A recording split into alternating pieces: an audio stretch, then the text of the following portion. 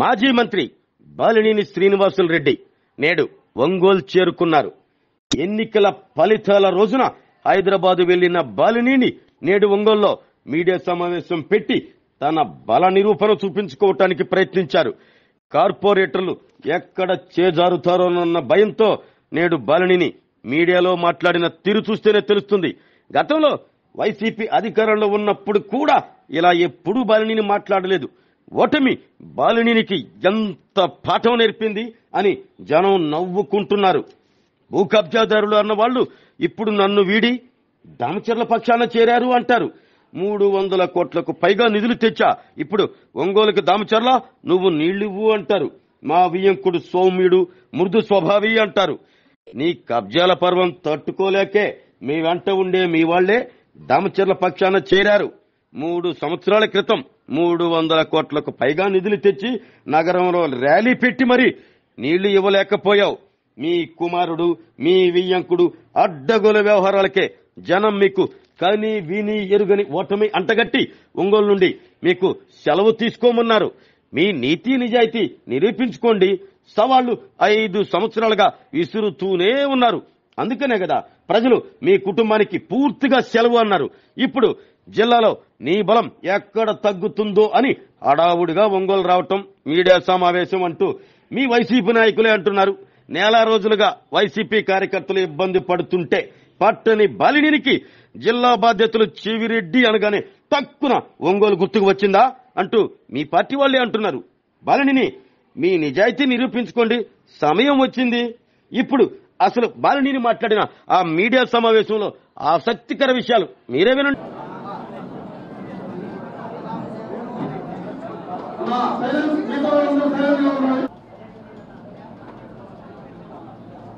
జరిగిన ఎన్నికల్లో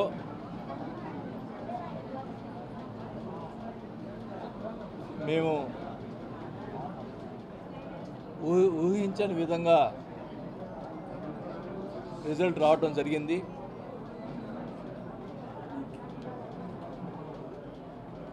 నేను గత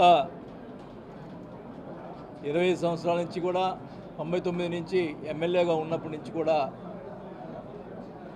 ఎక్కడ ఎవరికి ఇబ్బంది పెట్టిన దాఖలాలు లేవు. నాకు చేయగలిగిన సహాయం చేశాను, ఎవరిని నొప్పించలేదు. అలాంటి పరిస్థితుల్లో నేను చెప్పడం జరిగింది ముందుగా ఎలక్షన్స్ ముందల, నేను చివరిసారిగా నిలబెడుతున్నాను, నన్ను గెలిపించి నన్ను రుణం తీర్చుకోండి అని చెప్పి నేను అందరిని అడగడం జరిగింది. మరి ప్రజలు నేనేమన్నా తప్పు చేశానో లేకపోతే ఏం చేశానో నాకైతే తెలియదు, కానీ మమ్మల్ని ఆదరించలేదు. ప్రజలు వాళ్ళకి పట్టం కట్టారు. సో నేను ఏదైతే చెప్పానో ఇది చివరి ఎలక్షన్స్ అని, నేను ఆ రోజే కౌంటింగ్ రోజే సాయంత్రం వల్ల మధ్యాహ్నం నుంచే బాధ వేసి నేను ఊరు వెళ్ళటం జరిగింది.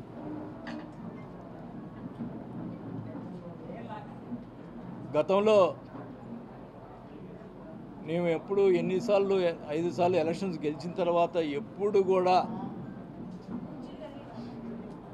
అవతల మీద ప్రతిపక్ష వాళ్ళ మీద ఎప్పుడు కూడా ఓడిపోయిన సంబంధించిన వాళ్ళ మీద ఎప్పుడు కూడా కక్ష సాధింపు చర్యలు చేయలేదు. 2019 ముందల కమ్మపాలనలో మమ్మల్ని అడ్డగించి అమరనాథ్ పాలన చేసినా కూడా వాళ్ళ మీద అధికారం వచ్చిన తర్వాత చిన్న కేసు కూడా పెట్టలేదు. మా క్యారెక్టర్ అట్లాంటిది. మరి ఎలక్షన్ అయిన తర్వాత కార్యకర్తల మీద అమాయకుల మీద కొట్టడం, మరి వాళ్ళ మీద బూతులు తిట్టడం, కేసులు పెట్టడం, దౌర్జన్యాలు చేయటం ఎన్నో చేశారు. మీ అందరూ తెలుసు, మురళిని కానీ వీళ్ళందరినీ ఎలా కొట్టారో. కానీ వాళ్ళ మీద కేసులు పెట్టడం కూడా, సరైన కేసులు పెట్టడం కూడా లేదు. అంటే పోలీసులు వన్ సైడ్గా చేశారు. మా మీద ఆ రోజు మురళి ప్రెస్ మీట్ పెట్టా అని చెప్పి కొట్టారంట. నేను అధికారంలో ఉన్నప్పుడు, మంత్రిగా ఉన్నప్పుడు కూడా బోల్డ్ మంది ప్రెస్ మీట్లు పెట్టారు. టీడీపీ వాళ్ళు ఇష్టం వచ్చినట్టు మాట్లాడారు. అంటే ఇప్పుడు వాళ్ళు ఇష్టం మాట్లాడినప్పుడు మేము కూడా ఆ రోజు చర్య తీసుకుంటే ఏమయ్యేవాళ్ళు? మాకు చేత కాకనా? అంటే ఏంటి మీ ఉద్దేశం? ఈ రకంగా చేయటం మంచి పద్ధతి కాదు.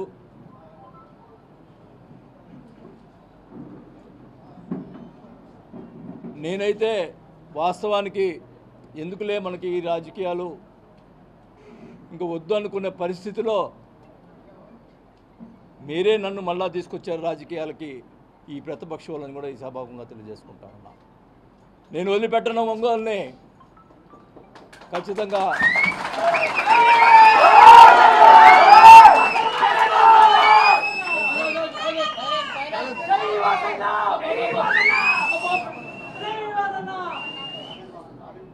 ఖచ్చితంగా చెప్తా ఉన్నా, నీకేమన్నా దమ్ము ధైర్యం ఉంటే నా మీద పగ తీసుకో, మామూలు కార్యకర్తల మీద కాదు. మేము తిరగబెడతాం. మా వాళ్ళు ఎక్కువ తక్కువేం కాదు. నేను మధ్యలో వస్తే గొడవలు ఎక్కువ అవుతాయని చెప్పి మధ్యలో రాలా. కానీ మీరు మీ చర్యలు చాలా దుర్మార్గంగా ఉన్నాయి. ఒక ఆయన ఏమో ఫ్లెక్సీలు వేస్తాడు, చోటగాడు పారిపోయాడు, అబ్బా కొడుకులు పారిపోయారు. వాళ్ళ చేత ఫ్లెక్సీలు వేయించి ఇచ్చేస్తూ ఉన్నారు. ఒక ఆయనతోటి, ఒక జనసేన నాయకుడితోటి జనసేన పార్టీలో చేరతాడంట అని ఆయన చేత మాట్లాడిస్తాడు. ఆయనకి అవినీతి పరుడు, అవినీతిలు ఇవి ఉన్నాయి, మా పార్టీ అంతా అవినీతి పరుడు పార్టీ కాదు, మరి ఎట్ట చేస్తాడు అని చెప్పి ఒక ఆయన చేత మాట్లాడిస్తాడు. ఉంచుకోనే, నువ్వు ఒక్కడే ఉండి పార్టీని నడుపుకో. నా ఎవడొద్దన్నాడు, మేము వెంబడి పడుతున్నాం ఆ పార్టీలో చేరటానికి. ఒకటైతే చెప్తా ఉన్నా, మీరు ఇంతదాకా వచ్చింది కాబట్టి చెప్తా ఉన్నాం, నేను అధికారులు ఉన్నప్పుడు భూ కబ్జాలు చేశారు, అవి చేశారని మాట్లాడారు. ప్రజల్ని మరి నమ్మారో ఏమైతే నాకు తెలీదు. మా అబ్బాయి మీద, నా మీద వాళ్ళు ఇష్టం వచ్చినట్టు మాట్లాడటం. నేను అడుగుతున్నా, ఫస్ట్ స్టార్టింగ్ నుంచి ఎక్కడి నుంచి స్టార్ట్ అయిందో అదే కాదు అన్నీ కూడా చెప్తున్నాను. నేను ఇప్పుడు ఫస్ట్ హవాలా మంత్రి అన్నారు. ఎక్కడ? చెన్నైలో 5 కోట్ల డబ్బులు దొరికితే ఎవరి? నల్లమల్ల బాలు. ఆ డబ్బులు అయితే ఆ డబ్బులు నాయి, హవాలా పంపించినాడు అని చెప్పి వాళ్ళ ప్రచారం. మా అబ్బాయి పంపించాడని, నా పంపించాడని ప్రచారం చేసి మీడియా వాళ్ళందరూ కూడా ప్రచారం చేశారు. నేను అడుగుతా ఉన్నా, ఆ నల్లమల్ల బాలు ఇప్పుడు ఏ పార్టీలో ఉన్నాడు? మీ పార్టీలో ఉన్నాడు. తేల్చండి అది. నేను హవాలా చేశానా, నల్లమల్ల బాలు డబ్బులు తేల్చండి. సిగ్గుంటే దమ్ముంటే తేల్చరా, తేల్చు. ఇష్టం వచ్చినట్టు ప్రచారం చేశావు, ఇష్టం వచ్చినట్టు మీడియాలో మాట్లాడిచ్చావు. తేల్చండి అది. ఫస్ట్ నెంబర్ 1 అది. నెంబర్ 2, ఇక్కడ బ్రాహ్మిన్స్ ల్యాండ్ ఉంది. ఉన్నమ్మా, ఎవరు మాట్లాడదు. బ్రాహ్మిన్స్ ల్యాండ్ ఉంది.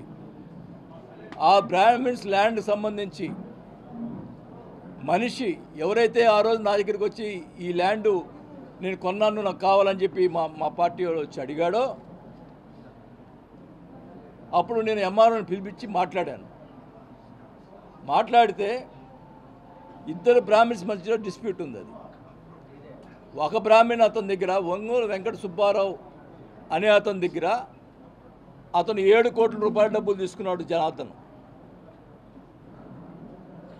అప్పు తీసుకున్నాడా, ఏం తీసుకున్నాడా, కాగితాలు రాసిచ్చాడు, డబ్బులు రిటర్న్ ఇవ్వలేదు.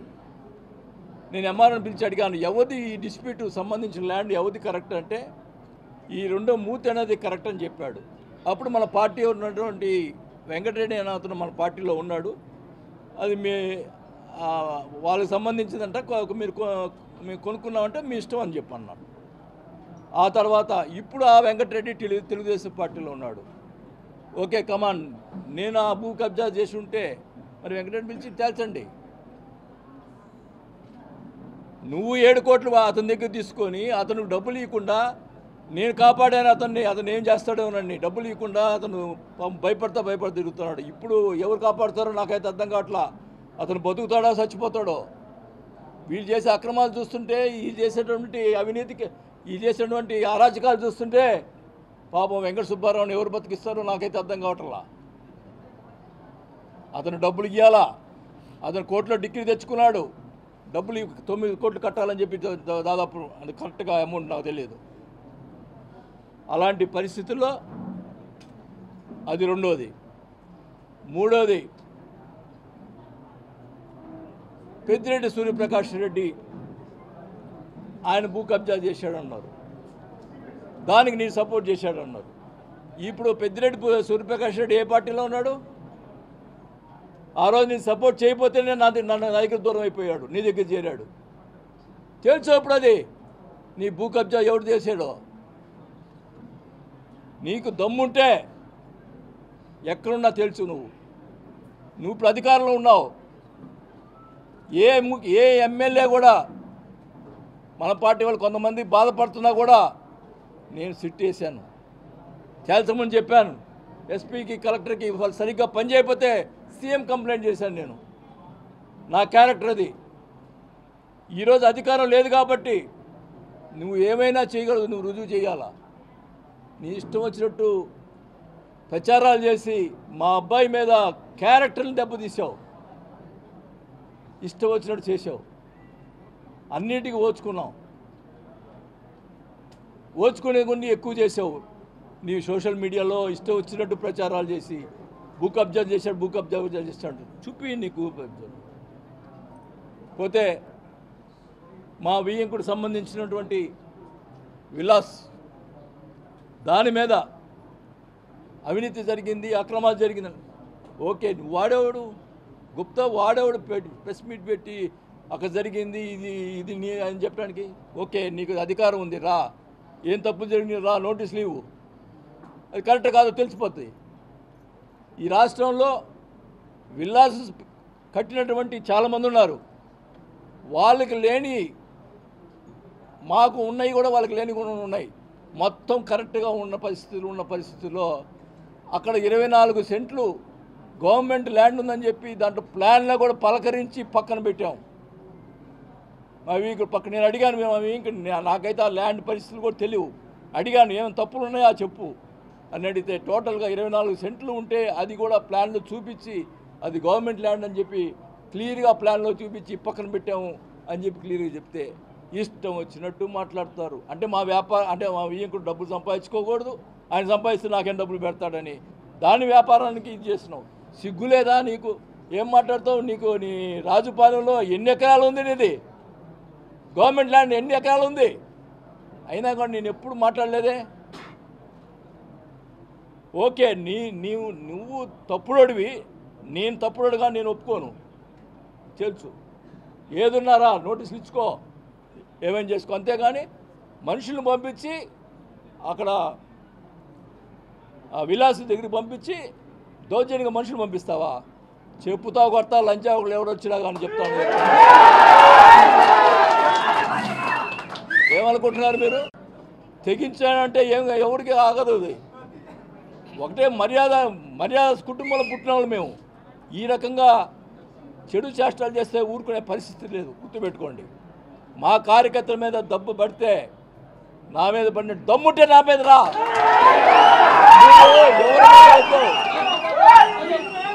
దమ్ము ఉంటే నా మీద రా. ఏందయ్యా ఇది? నీచమైన సంస్కృతి. రాజశేఖర రెడ్డి విగ్రహాలు పడగొట్టం ఏంది? రాజశేఖర రెడ్డి గారు కానీ ఎన్టీ రామారావు కానీ ప్రజలకి సహాయం చేసినటువంటి వ్యక్తులు, వాళ్ళు ప్రజలకు మేలు చేసిన వ్యక్తులు. ఎవరికి అపకారం చేయలేదు, ప్రతిపక్షం వాళ్ళు కూడా అపకారం చేయలేదు, అందరికీ న్యాయం చేశారు. అలాంటి విగ్రహాలు పడగొట్టేది ఎవరి మీద? మా ఎమ్మెల్యేలు తప్పులు చేసింటే వాళ్ళ మీద కొట్టండి, చనిపోయిన రాజశేఖర విగ్రహాలు పడగొట్టేది ఏంది? ఏం మాకు చేత కదా ఇంటర్నల్ విగ్రహాలు పడగొట్టేది దానికి? ఆయన మహానుభావుడు పని అందరికి ప్రజలు సేవ చేశాడు, గౌరవం ఇచ్చాం. నేను ఎక్కడ పార్టీలో ఏ తప్పు జరిగినా కూడా నిలబెట్టి అడిగేవాడిని. నేను ఒంగోలులో 20,000 పట్టాలు యువపతిని పోటీ చేయనని చెప్పి గొడవ పెట్టుకున్నా. ఏదైనా కానీ తప్పు జరిగితే తప్పు అని చెప్పి మాట్లాడినటువంటి నేను. ఒకవేళ దాంట్లో మా పార్టీ వాళ్ళు కూడా నాకు అన్యాయం చేసి ఉన్నారు, అది నేను కూడా ఒప్పుకుంటున్నా. అది కూడా తొందరలోనే మొత్తం అన్నీ కూడా బయట పెడతా. ఎవడు తప్పు చేశాడు అన్నీ కూడా బయట పెడతాను, అది కూడా చెప్తా ఉన్నా. కానీ ఒకటే చెప్తా ఉన్నాం, నువ్వు అధికారంలో ఉన్నావు, భూ కబ్జాలు చేసా ఉన్నావు, నీకు అది ఉంది ఈరోజు అధికారం, బయటపెట్టు. నేను భూ కబ్జా చేసానంటే బయటపెట్టు. ప్రజల్ని ఎంత అన్యాయం నమ్మించడానికి ఎంత ఇది చేసావు. మా అబ్బాయి నన్ను నమ్మరని చెప్పి మా అబ్బాయి మీద పెట్టి చెప్పు, మా అబ్బాయి మీద ఏం చేసావు. ఈశ్వర్ అనేవాడు తెలుసు అతనికి, మా అబ్బాయి దగ్గర ఉండేవాడు. అతను అదొక ఆ ల్యాండ్ కరెక్ట్గా నాకు ఐడియా కూడా, ఆ ల్యాండ్ కూడా భూ కబ్జా చేశాడంటే మా అబ్బాయి గోడ కూడా ఇచ్చాడు. అది ఆ ఈశ్వరుని అడగండి, అవతల పార్టీ ఈశ్వర్ అనేవాడు ఆ పార్టీలోనే ఉన్నాడు. ఏంది ఇది? ఈ దుర్మార్గం ఏంది? నువ్వు మా మీద బురద చెల్లినటువంటి వాళ్ళందరూ కూడా మా పార్టీలో వాళ్ళ పార్టీలో తీసుకున్నాడు అంటే ఏంటి నీ ఉద్దేశం? భూ కబ్జాలు చెప్పినటువంటి పేర్లన్నీ కూడా ఆ పార్టీలో తీసుకున్నా అంటే వాళ్ళ ఉద్దేశం ఏంటి? ఈరోజు చెప్తా ఉన్నా, నాకు తెలుస్తూ ఉంది. నేను 25 సంవత్సరాలు ఉన్నాను ఈ రాజకీయంలో ఎమ్మెల్యేగా.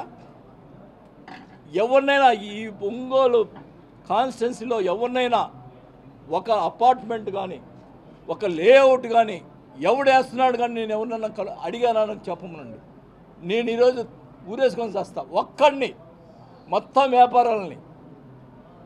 ఈరోజు అందరికి నోటీసులు ఇస్తావు, 150 మంది నోటీసులు ఇస్తావు అంటే వాళ్ళని బెదిరించి డబ్బులు తినడానికి. ఇదాని సంస్కృతి. తెలుగుదేశం వాళ్ళు కూడా వేసారు లేఅవుట్లు, వాళ్ళు ఎవ్వరు నిన్ను పిలిచి మాట్లాడలేదే, ఎవరిని చేయలేదే. ఈరోజు 150 మంది దాకా నోటీసులు ఇచ్చి వాళ్ళ దగ్గర డబ్బులు గుంజేదానికి ప్రయత్నం చేస్తున్నావు. నేను ఊరుకోను, నీ అవినీతిని ఇంకా ఊరుకోను.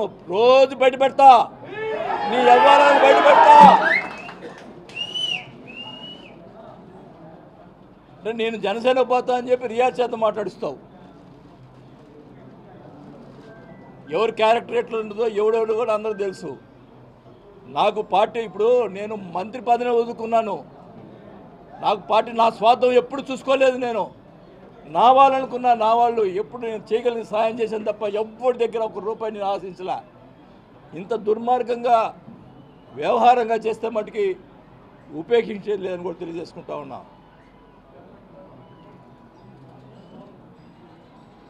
మీరు ఏం చేస్తారు? ఎందుకు నోటీస్ ఇచ్చారు? వాళ్ళు డబ్బులు ఎందుకు వసూలు చేస్తారు? అధికారులు ఫోన్ చేసి చెప్తున్నారు, ఏం సార్ ఇది మీరున్నప్పుడు ఒక్కరు కూడా మాట్లాడారు, ఫోన్ చేసి బెదిరిస్తున్నారంట. ఒక మైనింగ్ అధికారిని బెదిరిస్తాడు ఒక ఆయన, చోటా నాయకులు. ఈ బెదిరింపులేందో ఈ అధికారులు ఏందో. కానీ పాపం ఎంప్లాయీస్ కూడా పాపం ఓట్లు వేశారు కదా, వాళ్ళకి జరగాలి కదా అట్లా. మరి మేము ఏం చేసామో వాళ్ళు ఏం చేస్తున్నారో అర్థమవుతుంది. కానీ ఒకటే చెప్తున్నా, నీకు అధికారం ఇచ్చారు, మేము చేయగలిగిన పనులు చేశాం. మంచినీటికి సంబంధించి 339 కోట్లు తీసుకొచ్చాం, అంతా రెడీ అయింది, టెండర్ అయింది. దాని నుంచి ఇవయ్యా మంచినీళ్ళు ఇప్పించవయ్యా జనాలకి, ఇచ్చి నీ పని చెయ్యి. వాడిని కొట్టు, వీడిని కొట్టిన తర్వాత ఏమన్నా అడిగితే నాకేం తెలియదు. ఏంది ఇది? మనుషులు కొట్టేది ఏంది? ఏముంది? రేపు నేను కూడా డైరెక్ట్గా అటాక్ ఇస్తా, కాకపోతే కేసులు పెడతారు, లోపల వేస్తారు. ఏమవుతుంది? 2 రోజులు బయటకు వస్తా. మా వాళ్ళు కూడా రెడీగా ఉన్నారు.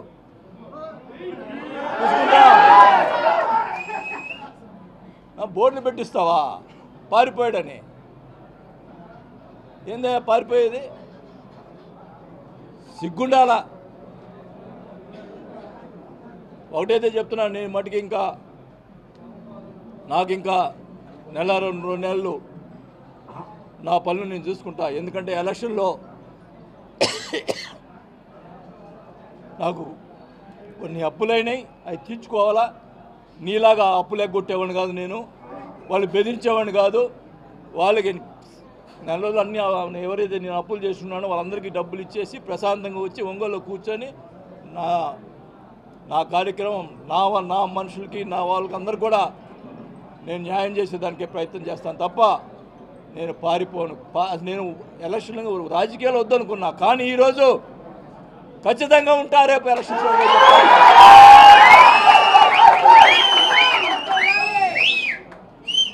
ప్రతిదీ అవినీతి చేసే ప్రతి కార్యక్రమాన్ని బయటపెడతా. నేను చేయకుండా నా మీద బుద్ధ చల్లావు. ఈరోజు నువ్వు చేసే కార్యక్రమం మొత్తం బురద చల్లుతాను, మొత్తం బయట పెడతాను. ఎక్కడ కూడా అవినీతి జరిగితే సహించలేదు, ప్రజా పోరాటం చేస్తామని చెప్పి కూడా తెలియజేసుకుంటా ఉన్నాను. నాకు ఎవరు అవసరం లే, మా మనుషులు ఉన్నారు, మా వాళ్ళు ఉన్నారు, నాకు వెనకెత్తి ఖచ్చితంగా నేను చేస్తాను.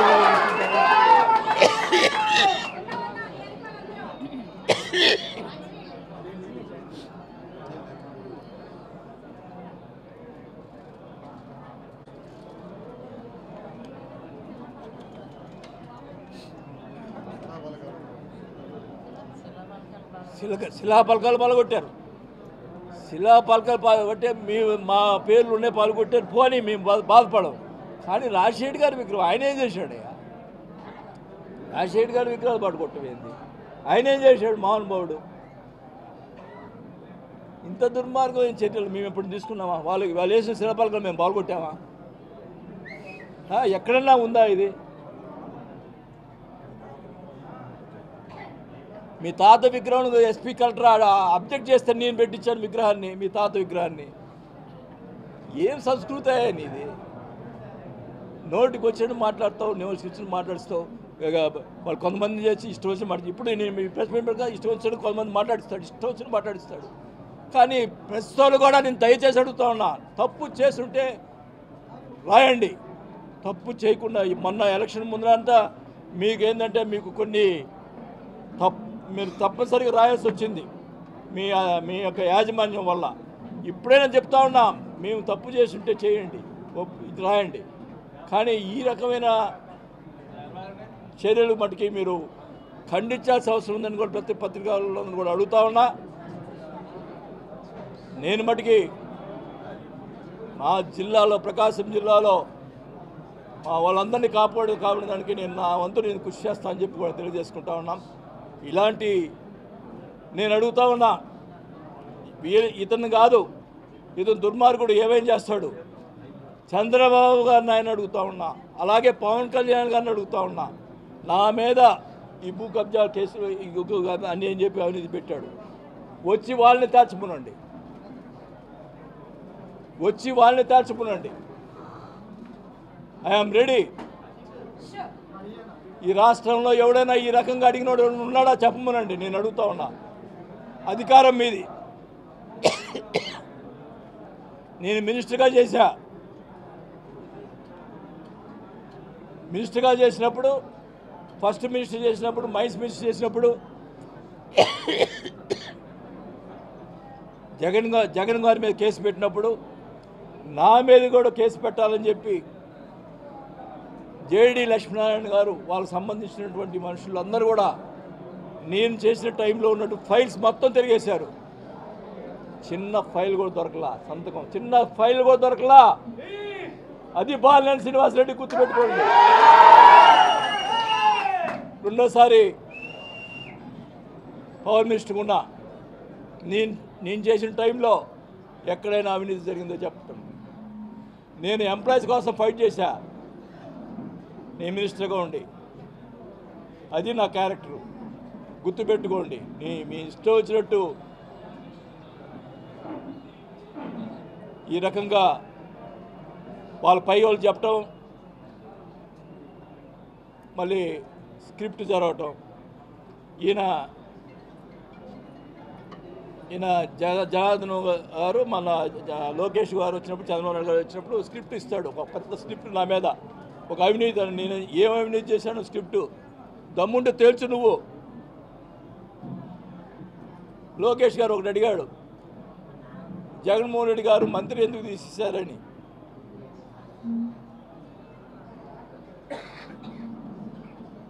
అది మళ్ళా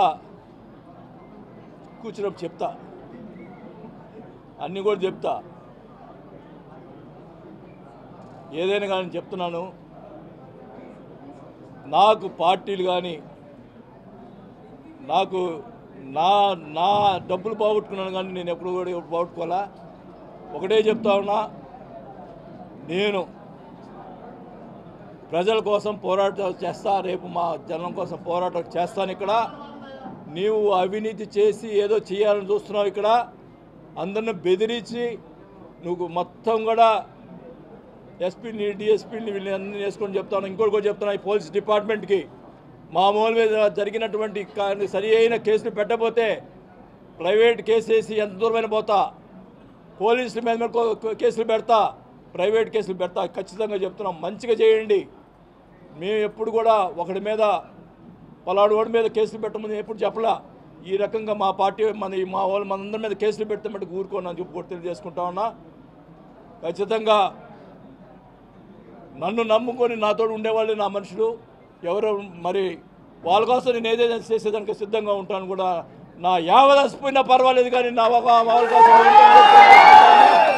నేను ఒకటే చెప్తా ఉన్నా, ఈ రకమైన నువ్వు ఫస్ట్ ఏ అయితే నువ్వు మాట్లాడావో, భూ కబ్జాలు చేసావో, నా అవినీతి గురించి నువ్వు ముందు బయట తేల్చాల్సిన అవసరం ఉందని కూడా తెలియజేసుకుంటా ఉన్నా. ఏది ఇప్పుడు అధికారంలో నువ్వు ఉన్నావు, నీకు అవకాశం ఉంది. నేను నిన్ను అనట్లేదు, నేరుగా చంద్రబాబు నాయుడు గారిని పవన్ కళ్యాణ్ గారిని అడుగుతున్నా, ఇదేదో తేల్చండి కూడా అడుగుతా ఉన్నా. నేను కరెక్టా కాదా అనేది ప్రజల్లో కూడా తెలియాల్సిన అవసరం ఉందని కూడా తెలియజేసుకుంటాను.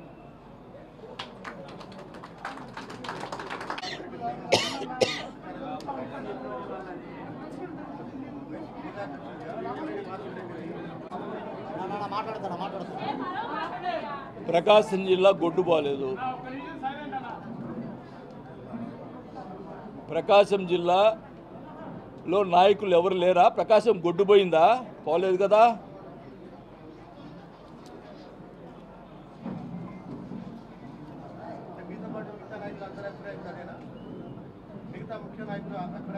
నేను కార్యకర్తల గురించి ఆలోచిస్తాను. నా అభిప్రాయం ఇది. మిగతా నాయకులు నేనేం చెప్పేది? నా అభిప్రాయం ఇది. ప్రకాశం జిల్లాలో ఉన్నటువంటి నాయకుడు అయితే, జిల్లా అధ్యక్షుడు అయితే బాగుంటుందని నా అభిప్రాయం. అది కరెక్ట్ కాదా? మీరు చెప్పండి, ప్రజలు చెప్పండి, అది చెప్పండి. చెప్పు చంద్రశేఖర్.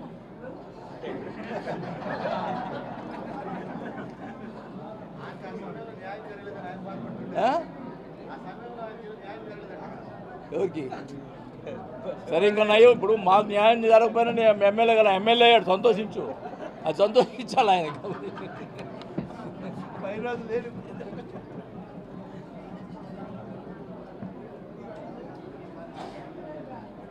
ఏంది నేను చెప్పిన దాంట్లో ఏం తప్పేమైనా ఉందా?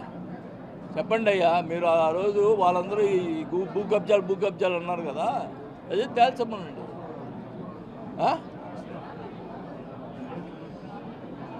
సరే, రాజుపాలెంలో ఉన్నటువంటి ల్యాండ్ కూడా తేల్చమనండి. రొయ్యల చెరువులో మొత్తం డీకేలేగా, వాళ్ళన్నీ డీకేలు, సగం డీకేలు.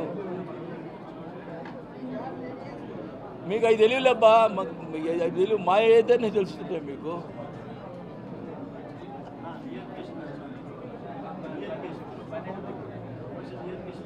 పెట్టాము, ఏది ఇంతమందికి ఆ డేట్ ఇవ్వలేదు వాళ్ళు.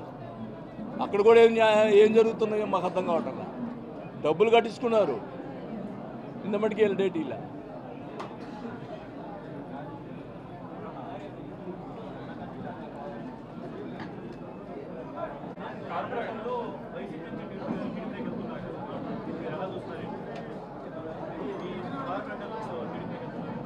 అని మీ మీడియాలో ప్రచారం చేస్తున్నారు. వాళ్ళేం చెప్పారా? అప్పుడు ఎలక్షన్ ముందరే మారారు.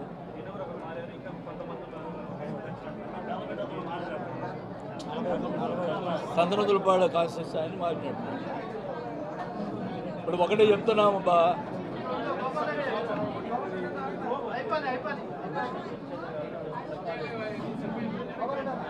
ఒకటి చెప్తా ఉన్నాం, మమ్మల్ని నన్ను నమ్ముకున్న వాళ్ళే నా మనుషులు.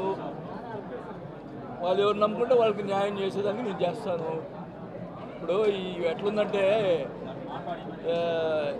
రోజుకి నేను కాపలా కాయలేను కదా, ఎవ్వరు పారు ఉంటారు, ఖచ్చితంగా మేయర్ ఉంటుంది.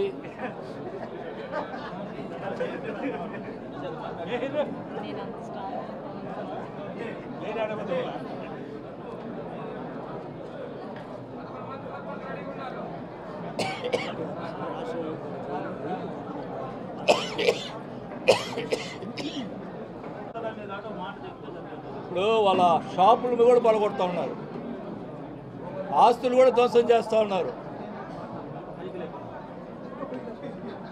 ఈ రకంగా ఆస్తులు ధ్వంసం చేస్తూ ఉన్నారు పోయి. ఇదేం సంస్కృతి? ఇప్పుడు మేము ఉన్నప్పుడు ఒక కాలిపోయింది ఇక్కడ కాంప్లెక్స్లో, అతను మా పార్టీ కూడా కాదు. 10 లక్షల డబ్బులు పాపం వాళ్ళ ఫ్యామిలీ రోడ్డు మీద పడతాను, 10 లక్షల డబ్బులు సొంత డబ్బులు ఇచ్చాం. ఈ రకంగా ఆస్తులు పాల్గొట్టలేదే. ఆస్తులు పాల్గొట్టేది ఏంది? దేవుడు చూస్తాడు. నువ్వేదో ఇప్పుడు అధికారం ఉందని చెప్పు కదా, ఏదో చలాయించుకుందాం అనుకుంటున్నాయేమో. ఖచ్చితంగా శిక్ష అనేది ఉంటుంది. మనం చేసే తప్పుకు ప్రతి తప్పుకి శిక్ష ఉంటుందని కూడా తెలియజేసుకుంటా ఉన్నాం.